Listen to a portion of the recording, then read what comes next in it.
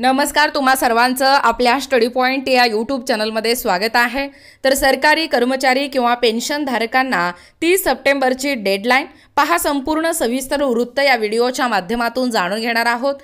तत्पूर्वी तुम्ही जर आपल्या स्टडी पॉइंट या यूट्यूब चॅनलवरती जर नवीन असाल तर आपल्या या चॅनलला लगेचच लाईक आणि सबस्क्राइब करायला विसरू नका। चला तर मग वेळ वाया न घालवता सरकारी कर्मचारी किंवा पेन्शन धारकांना कशा पद्धतीने 30 सप्टेंबरची डेडलाईन देण्यात आलेला आहे ते या ठिकाणी आपण जाणून घेऊया। बघा, या ठिकाणी तुम्ही टायटल पाहू शकता। टायटल काय आहे बघा, सरकारी कर्मचारी किंवा पेन्शन धारकांना 30 सप्टेंबरची डेडलाईन पहा। संपूर्ण सविस्तर वृत्त। The government employees pension years to get 13 September.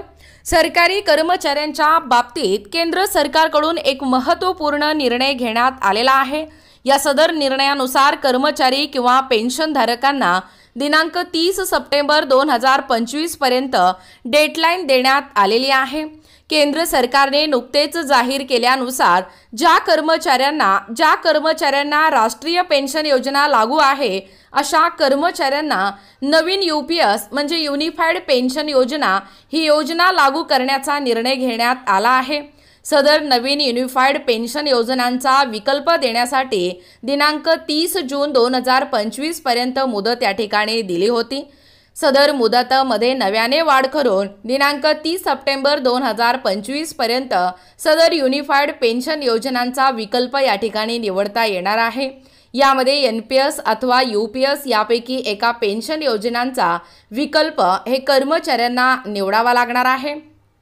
सदर मुदतवाढ ही केंद्रीय कर्मचारी तसेच पेन्शन धारकांच्या मागणीनुसार वाढवण्यात आलेली आहे।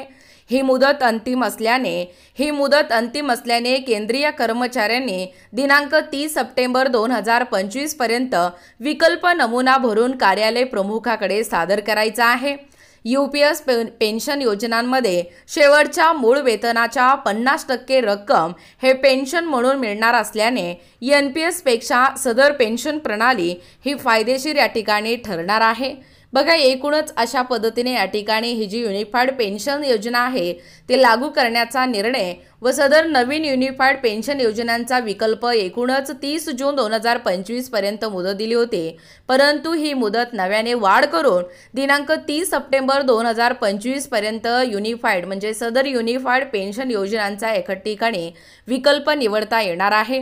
बघा, एकूणच अशा पद्धतीने हे जे सरकारी कर्मचारी आहेत या सरकारी कर्मचाऱ्यांना किंवा पेन्शन धारकांना 30 सप्टेंबरची डेडलाईन देण्यात आलेला आहे। याबद्दल संपूर्ण सविस्तर माहिती या व्हिडिओच्या माध्यमातून जाणून घेण्याचा प्रयत्न केलेला आहोत। अशाच प्रकारचे नवनवीन अपडेट पाहिजे असतील किंवा तुम्हाला जर आमच्या अध्यापनाचे व्हिडिओ आवडत असतील किंवा तुम्ही जर आपल्या स्टडी पॉइंट या यूट्यूब चॅनलवरती जर नवीन असाल तर आपल्या या चॅनलला लगेचच लाईक आणि सबस्क्राइब करायला विसरू नका। भेटूया अशाच पुढच्या नवीन व्हिडिओमध्ये। तोपर्यंत धन्यवाद।